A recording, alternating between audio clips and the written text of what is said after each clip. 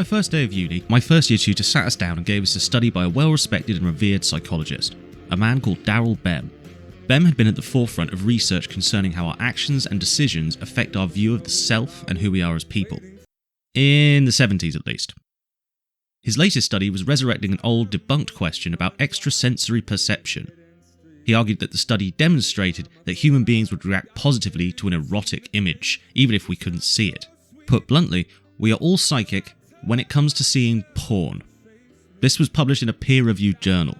Somehow. Our task was to break the study down and point out the flaws in the method he used, and so we did. This study, which on the surface looked very official and persuasive, was undone by a group of first years on their first day of the course, with a little help from a young professor and a couple of choice Darren Brown examples. Why am I telling you this story? Because if he had presented this study to us that day, that lecture would have taken 5 minutes rather than an hour, and 4 of those would have been spent laughing at it. And these children that you spit on as they try to change their world are immune to your consultation. There's nothing wrong with us, quite the opposite, everything is right with us.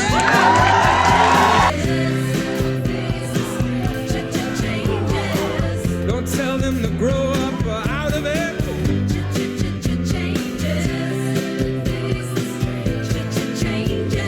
Where's the shame you've left us up to our necks in it? Time may change me, but you can't trace time. The concept of rapid-onset gender dysphoria is one that has gained a lot of traction with a certain kind of feminist, largely because it takes the already over-medicalised notion of gender dysphoria and rewords it in a way that appears designed to trigger the fear response amongst boomer parents, right-wing hacks, and so-called feminists who spend their time on Twitter harassing trans people rather than doing something useful, like protesting the draconian laws of certain US states, or asking the police why they don't hunt down child abuse instead of beating up women at vigils for Sarah Everard. Rapid-onset gender dysphoria is the idea that some transness, especially transness amongst AFAB teenagers, is a social condition that emerges in peer clusters of trans youth. The idea that transness can pass from peer to peer like it's illegally downloaded music in 2005. Key to the concept is the idea that any action to address the gender dysphoria will cause damage, distress, and complications later in life. But more on that later. The birthing chamber for this was a study by Lisa Littman, published in a peer-reviewed journal no less. As you could expect, the TERFs and fascists on the internet skipped with glee upon the dramatic reveal of this new diagnosis. Finally, proof all the shit they've been saying is true. Look, we have data. Are we a real movement now? Yeah, about that. Let me just check my notes here. No. Just no. The study isn't just flawed, it's fractally flawed. It's flawed to the point that even the sleaziest diamond merchant will throw it in the trash where it belongs and set fire to the trash just to get his fingerprints off it. But just saying that on the internet isn't going to convince anyone, so I thought I'd take a closer look and explain why it's flawed. As a Dutch Chad psych professor once said to me, let's take this apart and see where the bullshit meets the gears. Gonna bounce his head on the table 10 times or something. Don't you ever do this.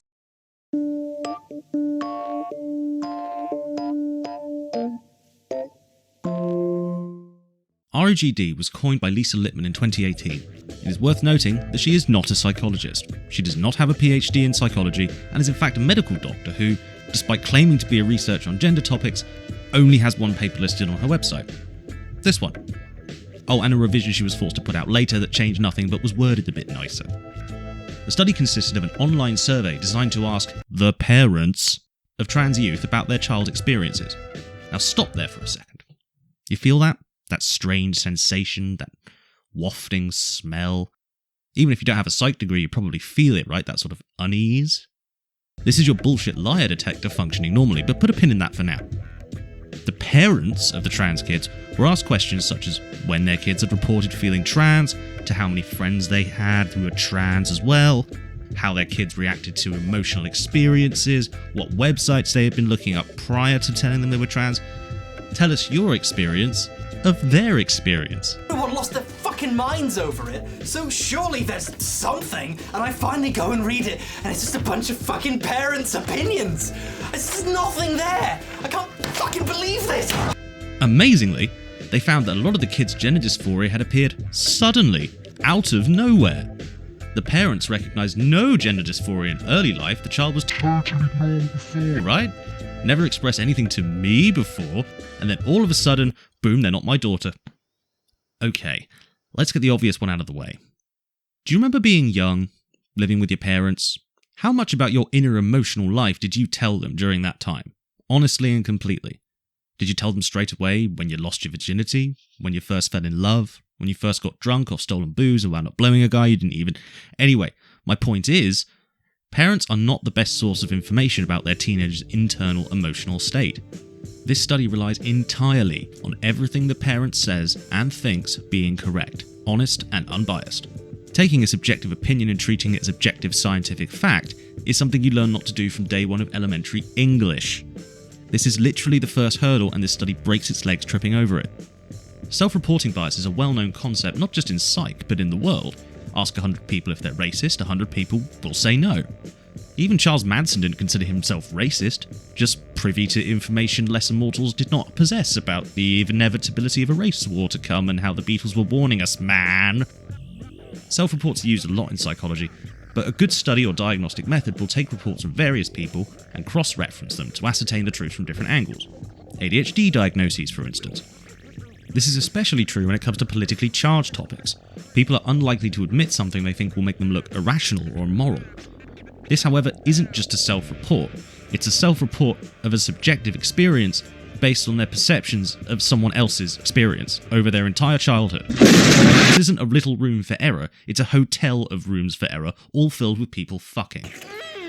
The paper assumes that all the parents have perfect recall of their child's gendered behaviour, and that they all noticed gender non-conforming behaviour the moment it first occurred, and gave it due attention at the time. This assumption is entirely unreasonable for even the most attentive of parents, because non-conforming behaviour is easy to hide, and the emotional side of things is entirely invisible. It also assumes that parents are unbiased, which leads me to the next giant problem this study has. Sampling bias. Sampling bias refers to the process of selecting the participants for a study and the inherent problems with collecting data from a limited pool of people. A lot of studies are done with the support of undergrad students from the same university as the professor. If you want to do a study of the effects of alcohol on cognitive ability, for example, students who have been partying a lot lately are likely to have a higher tolerance for it, reducing the effect size in the study, biasing the results. But sampling bias is present in almost every study to some degree. It's basically unavoidable. The real question is, are the sample biases relevant to the results? This is the second hurdle which the study tries to go under without anyone noticing, only to catch its head on the hurdle and fall over again. In the text, the paper states that its sample came from 4 websites where parents post their concerns about their kids. Now tell me if you can spot a pattern here.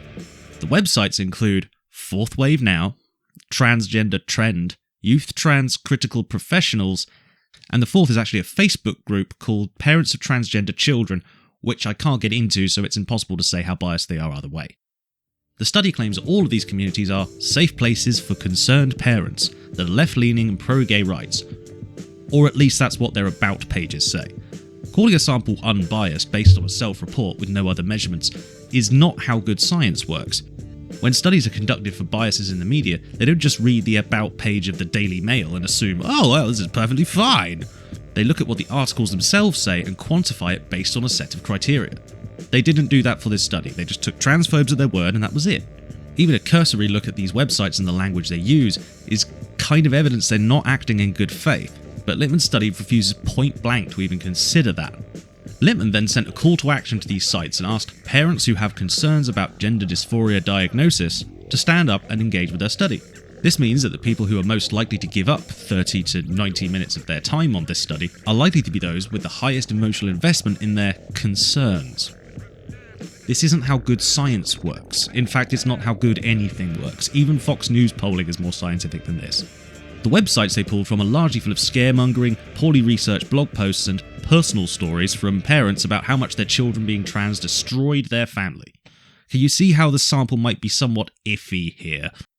Defenders of the study, including Lippmann herself, are quick to point out that her methodology doesn't differ from standard gender dysphoria diagnosis models, which is a lie, because when kids are diagnosed with gender dysphoria, they get to have a say in it, and they get to talk to someone about it.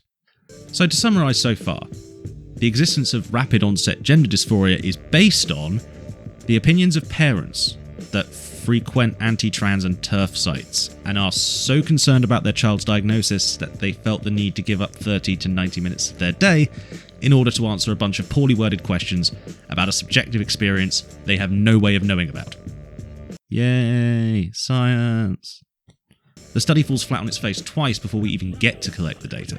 If an undergrad had put it forward, they would have been failed and probably reprimanded for rushing it out to meet the deadline.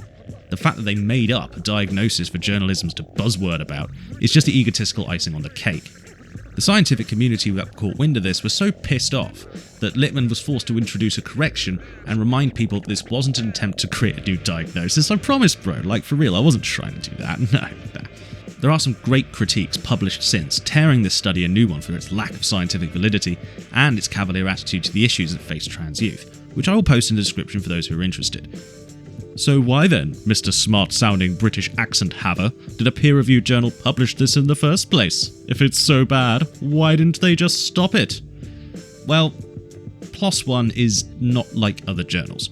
Firstly, it's free to access. Sounds good, right? The problem is not that it's free to access, but where its revenue comes from. Journalists have pointed out that the funding for the journal is taken from people submitting the papers, not the readers. This is an incentive to take in as many papers as possible, including the rebuttals and criticisms to the papers it publishes. Controversial discussions are therefore financially incentivized, a bit like YouTube, really. The journal itself states that open debate is what they strive for. A bit like YouTube, really. So while they say they check scientific rigor, it's hard to be sure considering that mission statement. If your journal isn't in any way comparable to YouTube of all places, you might be doing something wrong. The approach of just debate it, bro, has led to other controversies in the past besides this one, and while I can't prove they let the paper on to score money with the back and forth, it's certainly odd. PLOS ONE has no specific field and the content it publishes is very generalised.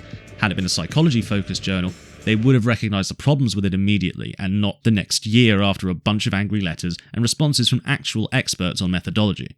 The peer review method of scientific publishing is an amazing thing, but it isn't perfect, and unfortunately, when things slip through the cracks, they can be very, very damaging to society as a whole.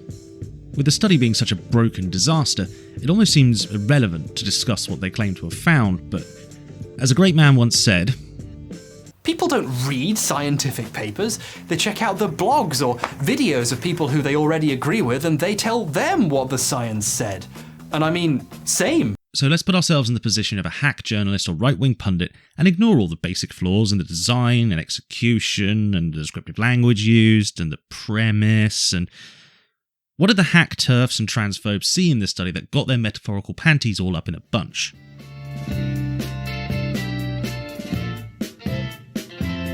Concerned parents, professionals, and hack journalists with no science background and questionable associations, like Abigail Schreier, jumped straight to the results page and read, "Gender dysphoria passes among peer groups and via the internet. All of a sudden, these poor sweet girls wanted this surgeries. Many of them desisted over a period of time. See, it was just a phase, daughter. Parental information was ignored or glossed over. Why doesn't my opinion matter? My child has withdrawn from my family and become depressed." Oh, wait, actually, no, they were already depressed, and that's why they think them trans. It must be that, right? It's just depression. It's completely normal. It's a coping mechanism to deal with trauma, and it's maladaptive. They suddenly started mocking and mistrusting non-queer people and science that disagrees with them. See, they're the real bigots. It's a social contagion, I say. Ingrained societal misogyny is to blame. Society makes them hate being women, so they want to be boys. Oh, yeah, by the way, this needs more study, but it's a viable hypothesis that this exists, and we should all definitely be studying exactly how many trenders and detransitioners and... That's it. That's all they read. That was all they needed to hear. And then Abigail Schreier went on Joe Rogan and PragerU, sold a shit ton of books, and mental health professionals started taking it seriously and saying they had seen this before. Like, all the time, guys. Trust me, I see it every day.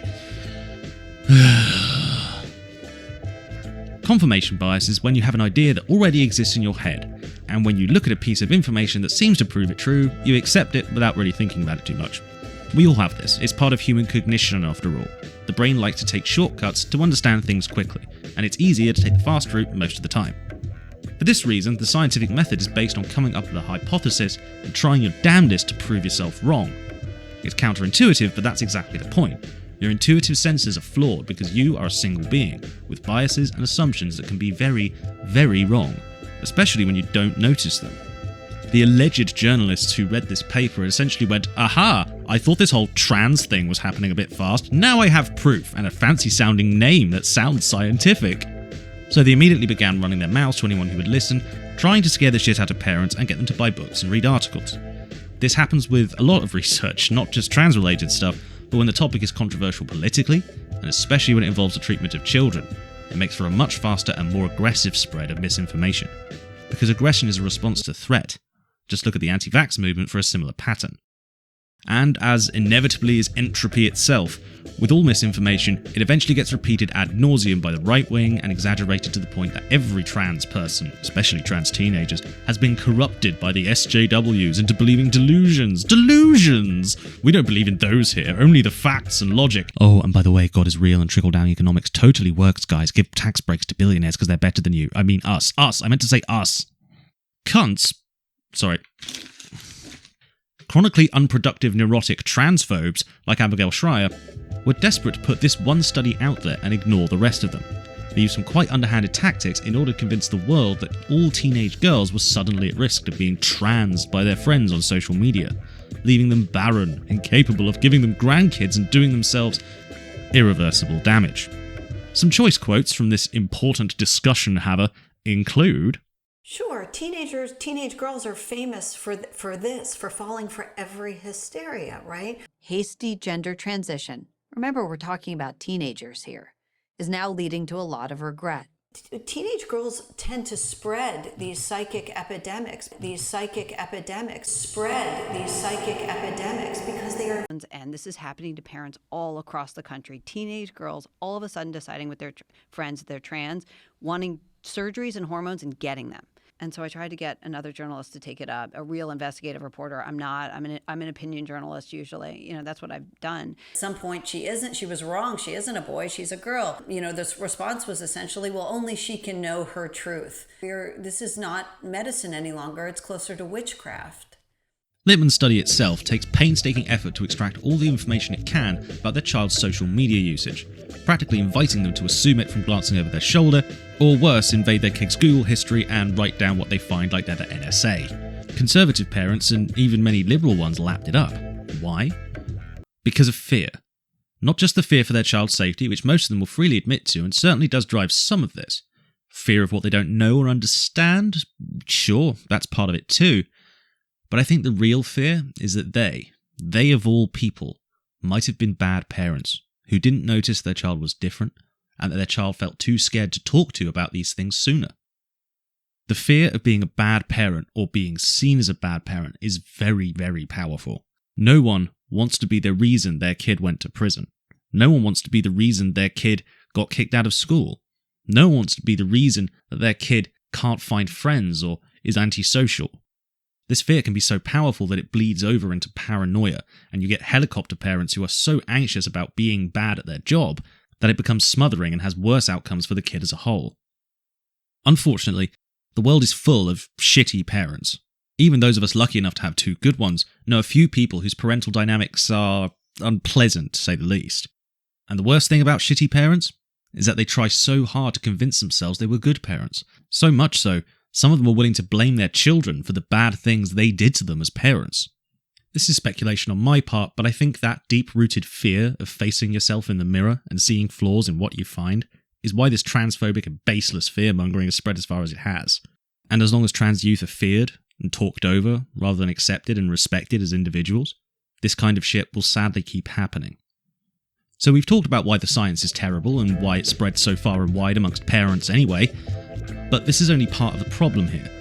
What about these mental health professionals who claim to have seen this coming and are furiously quoted by TERFs and other malingerers on social media every time someone points out their favourite study is wrong? Well, if all these mental health professionals and therapists are saying it, how can they be wrong? Isn't their lived experience valid? Well, let's talk about that. Mental health is an important part of the health system anywhere in the world. I would argue that it's as important as physical health in some regard. A functional society of any kind requires people to be mentally healthy. Bernie Sanders talked about this a lot. Diseases of despair, where your life is so difficult to navigate and stay on top of, drugs, alcohol and depression become almost impossible to avoid. One of the reasons I supported Jeremy Corbyn and became invested in the Labour Party was this. And we're also going to make mental health a real priority. It's an issue for all of us. Every one of us can have a mental health problem. So let's end the stigma and end the discrimination. Increased funding, especially for services for children and young people. 3/4 of chronic mental health problems start before the age of 18. Yet, only 1/4 of those people get any of the help they actually need. All our work is important on bringing mental health to the forefront of a public understanding and a public debate. End the stigma, end the discrimination, treat people with mental health conditions as you would wish to be treated yourself. The problem with mental health systems is that they aren't treated with the same respect or the same funding as physical health is. It really never has been. Even under universal healthcare systems like the NHS, the amount of investment allocated is significantly lower. This lack of respect from official sources sadly translates into a lack of common knowledge about what the system of mental health and what a mental health professional actually is. Tell me the difference between a counsellor and a psychologist. I had to look that up, and I've been described as both by other people. Unless you are working in a specific field, the differences between the disparate groups of mental health professional may be completely unknown to you. For example, while the difference between a psychiatrist and a psychologist is broadly known, the difference between a psychologist and counsellor is not. To the public at large, they are both mental health professionals. The problem with that is anyone who works within the field is immediately assumed to know what they're talking about, no matter what their role within the field actually is. Contrary to popular belief, a background in psychology as a science is not required to work in the field of mental health. Being a counsellor or therapist is hard work and requires study, yes, but it doesn't require a sound understanding of the science, or even knowing how to analyse the science correctly. It's focused on the practice, not the larger theory. No single counsellor has time to read everything. How does this relate to transgender issues, you ask? Well, every time the topic of rapid-onset gender dysphoria comes up, I hear the same things.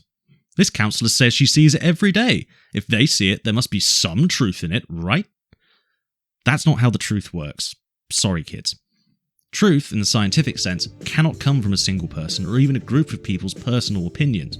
Like the parents, these counsellors are ignoring the larger data patterns that we have and generalising what they have seen from their perspective onto a large, varied group of people, transgender youth. Speaking of personal experiences, a little confession time here. It pains me to admit that before I did research into the topic of transgender issues, my approach to trans people was, well, a bit true scummy and medicalised, to be honest. I even internally believed that intense psychological analysis was needed to determine who was really trans and who was just, having an identity crisis. Fuck you, past me. Fuck you a lot. I was ignorant to this for a while. What I eventually realised was, dude, you work in a psychiatric intensive care unit. Of course they're going to be unwell, or else they wouldn't be there. I generalised the behaviour of maybe 3 or 4 trans people I met on the psychiatric intensive care unit to an entire category of people, millions strong. That is what a limited perspective can do to you if you're lazy and don't take the time to do proper research.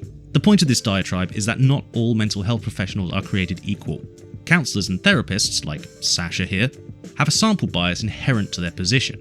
She takes paying clients who approach her willingly, looking for a desire or a direction, a roadmap to feeling better about themselves. This is why they take the brave and vulnerable move of asking for help in the first place. Many of them are questioning themselves and their very identity already. Only a few of them will be trans or gender questioning as well, but all of them will be questioning their identity. Citing personal experience on matters as fluid as internal as gender identity should be taken for what it is, opinions, from a limited perspective of one, based on a biased sample. Even the finest psychological practitioner in the world is only one person, a human being, like us. And by our nature, we cannot know things we haven't put in the effort to learn, or perceive these things without biases. When you take the experience of patients or clients under your care, and generalise that to a huge group of people, you run into problems, because the only reason you met them in the first place was because they came to you for help, for care, and it completely ignores the fact there are lots of trans people just out there living their lives who don't actually need care and haven't come to seek you for help. This is a larger proportion of the population than the ones you've met, so generalising makes little to no sense. Confirmation biases and emotional biases are very hard things to notice and avoid for anyone. And it's tempting as people who work in mental health to feel that we are above this because we've learned so much about it and we know they exist, so we must be immune, right? What people often fail to consider is that working in mental health itself is a bias. What you see is biased.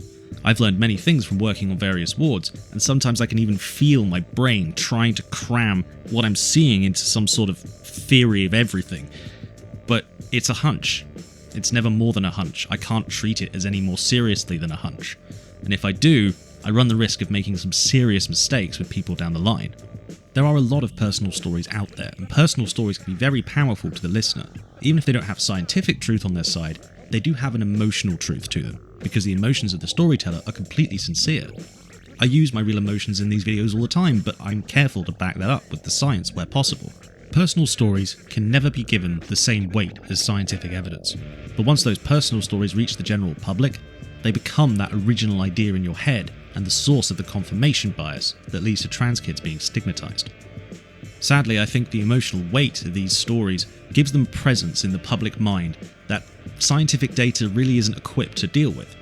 But as being trans is more widely accepted in society and more trans people come forward with their own stories, the more we will see people challenging their biases and overcoming them, growing as people in the process. If anyone ever asks you why trans visibility matters, that's why. The old saying is, you learn more from failure than you do success, and you can learn things from a bad study, even one that's as big of a train wreck as this one. What we learn is we cannot take the thoughts of a single being and generalize them to humanity as a whole.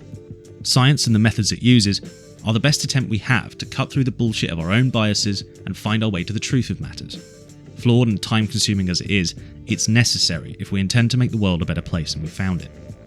The concept of rapid-onset gender dysphoria is not science. It's a fallacy built on the wet sand of confirming conservative opinions for money. To call it science is a crime against the meaning of words. It's politics and cruelty, no more, no less. But as false and inaccurate and poorly thought out and infested with ignorant parents and political grifters as it is, we can learn something. If the people in this world who are afraid of new ideas, afraid of change, and afraid of themselves are allowed to dictate which science we listen to, no good will ever be achieved. Humanity will fail in the crucial job of understanding itself.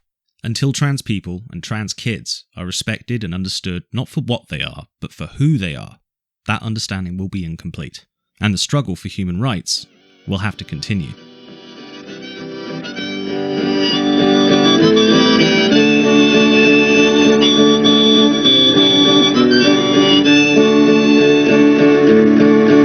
Come gather round, people, wherever you roam, and admit that the waters around you have grown, and accepted that soon you'll be drenched to the bone. If your time to you is worth saving, then you better start swimming or you'll sink like a stone, for the times they are a-changing.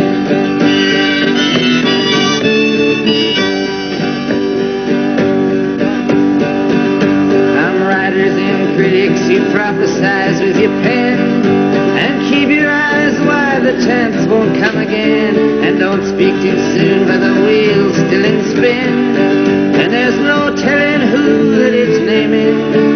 For the loser now will be later to win, for the times they are changing. Some senators, congressmen, please heed the call. Don't stand in the doorway, don't block up the hall, for he that gets hurt will be he who has stalled. For the battle outside raging will soon shake your windows and rattle your walls, for the times they are a-changing. Our mothers and fathers throughout the land, and don't criticize what you can't understand. Your sons and your daughters are beyond your command. Your old road is rapidly aging. Please get out of the new one if you can't lend your hand, for the times they are a-changing. The line it is drawn and the curse it is cast. The slowest one now will later be fast, as the present now will later be past. The order is rapidly be fading